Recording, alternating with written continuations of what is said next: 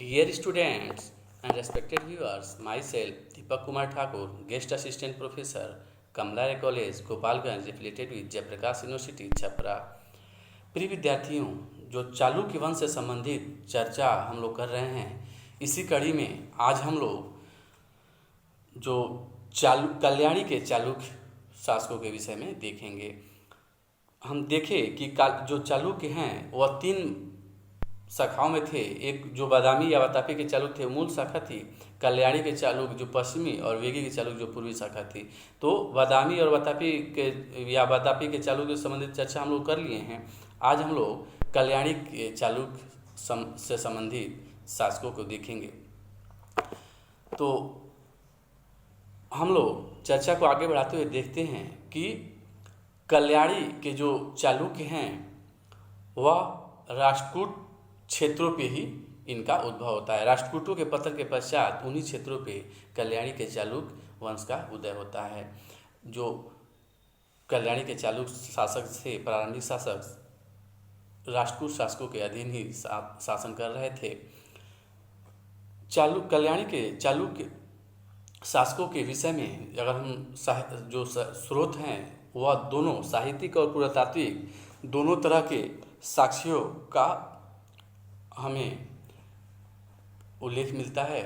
जिसमें अगर हम साहित्यिक स्रोत की चर्चा करें तो इसमें बिल्हणकृत विक्रमांक देव चरित, जो बिल्हण की रचना है विक्रमांक देव चरित, इसमें हम जो कल्याणी के चालुक्य हैं उनके सर्वश्रेष्ठ सर्वशक्तिशाली और महान शासक जो विक्रमादित्य षष्ठ था, छठा विक्रमादित्य षष्ठ, उसी के जीवन और उपलब्धियों के विषय में चर्चा हमें इसमें मिलती है।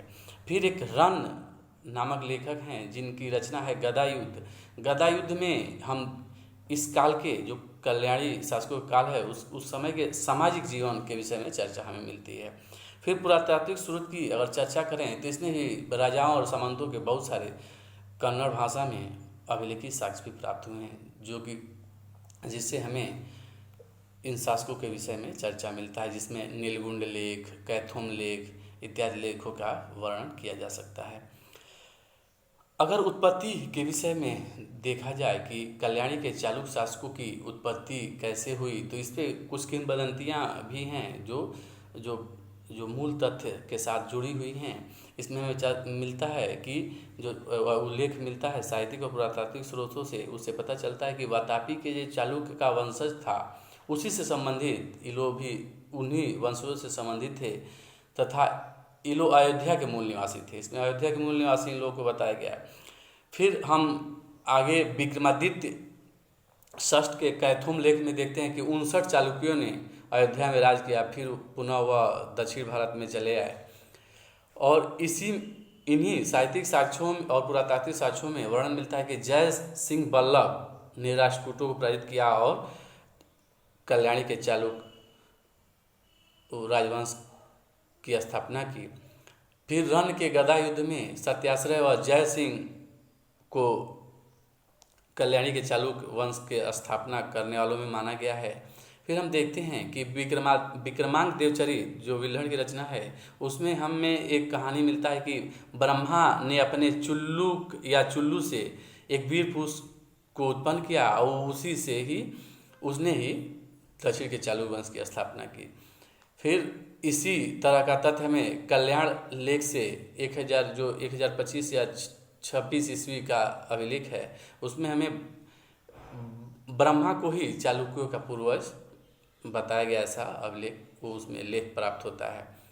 लेकिन हम अगर देखें जो परवर्ती लेख हैं उसमें हमें यह पता चलता है कि जो कल्याणी के चालुक्य हैं वह वातापी के चालुक्यों से ही संबंधित थे, जिसमें हमें यह उल्लेख मिलता है कि विक्रमादित्य द्वितीय का कोई छोटा भाई जिसका नाम तो उल्लेख नहीं मिलता है, लेकिन उसके उपाधि का चर्चा हमें मिलता है, जिसमें भीम पराक्रम उपाधि का वर्णन हम देखते हैं। इस वंश का अगर हम देखें तो स्वतंत्र राजनीतिक इतिहास अगर देखा जाए तो उसमें हमें तैलभ द्वितीय का नाम मिलता है। तैलभ द्वितीय या तैलभ द्वितीय जिन्होंने 973 ईस्वी से 997 ईस्वी तक शासन किया, इनकी ही स्वतंत्र राजनीतिक सत्ता का इतिहास हमें प्राप्त होता है। इसके पूर्व अगर कुछ शासकों का वर्णन करें, हम कुछ नाम लें तो कीर्ति वर्मा तृतीय, तैल या तैलभ प्रथम, विक्रमादित्य तृतीय, भीमराज, अय्यर प्रथम, विक्रमादित्य चतुर्थ, ये सभी राष्ट्रकूटों के सामंत ही थे। लेकिन इन लोगों में भी जो कुछ के विषय में जो सूचना प्राप्त होती है, तैलभ प्रथम, अय्यर प्रथम और विक्रमादित्य चतुर्थ के विषय में हमें कुछ सूचना प्राप्त होती है।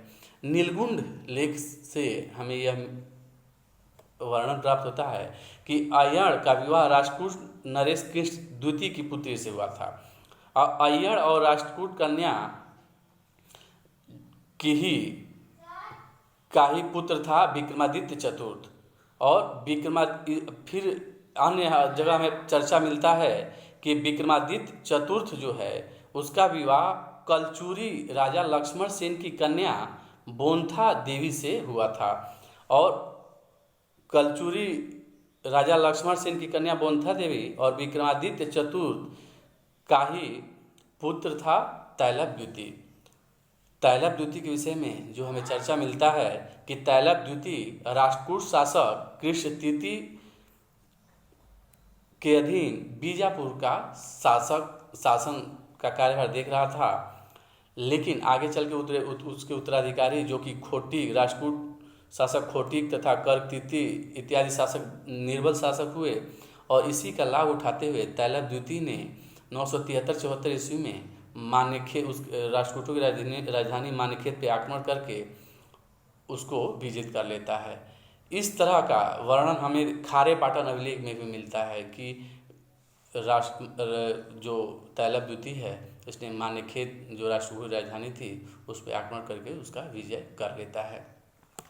फिर अगर हम देखें कि जब राष्ट्रकूट वंश को समाप्त करके कल्याणी के चालुक्य वंश को पूर्ण रूप में राजनीतिक सत्ता दिला दिया तैलभ द्वितीय, तो उसके पास एक अब अन्य महत्वपूर्ण कार्य बचता था कि इन सभी क्षेत्रों पे जो सामंत थे राष्ट्रकूटों के उन पे आधिपत्य स्थापित किया जाए। और उन्हीं पे आधिपत्य स्थापित करने के क्रम में तैलभ द्वितीय ने बहुत सारे अभियान किए। और इसमें सर्वप्रथम देखते हैं कि सामंत शांति वर्मा ने इसकी अधीनता स्वीकार कर ली, जो संभवतः शिमोंग यानी कर्नाटक जिले का सोराब तालुका का सामंत था।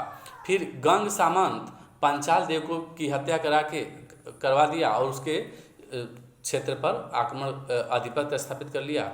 और इसमें उसे बेलारी के सामंत भूतिक देव से सहयोग मिला था। इसके कारण भूतिक देव को उसने तैलभ द्वितीय ने आहव मल की उपाधि प्रदान की थी। फिर हम देखते हैं कि बेलारी लेखों में जो हमें प्राप्त होता है अभिलेखी साक्ष्य, उससे पता चलता है कि नोलम्ब पल्लव ने भी इसकी अधीनता स्वीकार कर ली थी। अगर वनवासी क्षेत्र के विषय में देखा जाए तो इस क्षेत्र का जो शासक था कन्नब और फिर शोभन रस ने भी इसकी अधीनता स्वीकार कर ली। फिर अगर बेलगांव के क्षेत्र को देखें तो बेलगांव का जो सांदती के रट ने भी आक्रमण किया और रट ने इसकी अधीनता स्वीकार कर ली। जो सादंती के रट शासक थे इसकी अधीनता स्वीकार कर लिए। आगे दक्षिण कोकण के शिलाहार वंशी शासक भी तैलभ द्वितीय की अधीनता स्वीकार कर लिए। इस समय दक्षिण कोकण का शिलाहार वंशी शासक संभवतः अवसर तृतीय या उसका पुत्र रट के विषय में हमें चर्चा देखने को मिलता है। फिर सेउण क्षेत्र का जो यादववंशी शासक भिल्लम द्वितीय था, इसने भी तैलभ द्वितीय की अधीनता स्वीकार कर ली। इस तरह हम देखते हैं कि इन क्षेत्रों पे भी सभी क्षेत्रों पे जो राष्ट्रकूटों के अधीन थे एक एक करके तैलभ द्वितीय उस पर आधिपत्य स्थापित करते जा रहा था। तैलभ द्वितीय का सेनापति वारप ने लाट प्रदेश को भी जीत लिया। इस प्रकार तैलभ द्वितीय ने गुजरात के अतिरिक्त से सभी भागों पर अधिकार कर लिया जो पहले राष्ट्रकूटों के स्वामित्व में थे। इसके उपरांत हम देखते हैं कि चोलों एवं परमारों के साथ संघर्ष आरंभ हुआ। चोलों और परमारों के साथ संघर्ष में अगर हम देखें तो हम देखते हैं कि चोल शासकों के विरुद्ध हुआ जब राष्ट्रकूटों का संबंध था तैलपद्युति, उसी के समय ही बहुत सारे अभियान ले गया था। इसलिए जैसे ही वह पूर्ण रूप से स्वतंत्र शासक बनता है तो उसका स्वाभाविक जो है दुश्मनी हो जाता है चोलों से, और 980 ईस्वी के लगभग आक्रमण करके उत्तम चोल को वह पराजित करता है। फिर परमारों पे भी हम देखते हैं कि परमार शासक मुंज जो था उससे भी इसके युद्ध के विषय में बहुत सारी चर्चा है। इस तरह का चर्चा हमें मेरुतुंग कृत प्रबंधन चिंतामणि बुक से, मेरुतुंग ने एक रचना की प्रबंधन चिंतामणि, उससे ज्ञात होता है कि तैलप ने मुंज के ऊपर 6 बार आक्रमण किया लेकिन 6 बार पराजित हो गया। ठीक है, और उसके बाद जब आक्रमण करके पराजित कर दिया तो उसने फिर मुंज शासक जो परमार शासक मुंज गोदावरी नदी को पार करके तैलपद्युति पे आक्रमण किया। तो इस समय तैलपद्युति ने उसे पराजित करते हुए उसे युद्ध में हरा दिया, और ऐसा वर्णन मिलता है कि उसका सिर काट लिया गया। युद्ध कारागार में डाल के यातनाएं देते हुए फिर उसका सिर काट लिया गया। कैथुम जो ताम्रपत्र है उससे आगे हमें यह सूचना मिलती है इसी को की पुष्टि में कि इस लेख के अनुसार जो तैलप ने उत्पल यानी मुंज को, जिसने कि हुड़ो मारो चेदियों के विरुद्ध सफलता प्राप्त की थी, बंदी बना लिया, और उसे इस प्रकार हम देखते हैं कि जो परमार वंशी शासक थे उस पर भी इसका आधिपत्य हो गया। इस तरह जो तैलपद्युति है एक महान शक्तिशाली शासक था जिसने अपने साम्राज्य का चतुर्दिक विस्तार किया, और जो गडग लेख के अनुसार उसने चालुक्य वंश को पुनः उसकी सत्ता स्थापित की, और लगभग 25 वर्षों तक उसने जो शांतिपूर्वक शासन किया उसमें बहुत सारे निर्माण कार्य भी किए।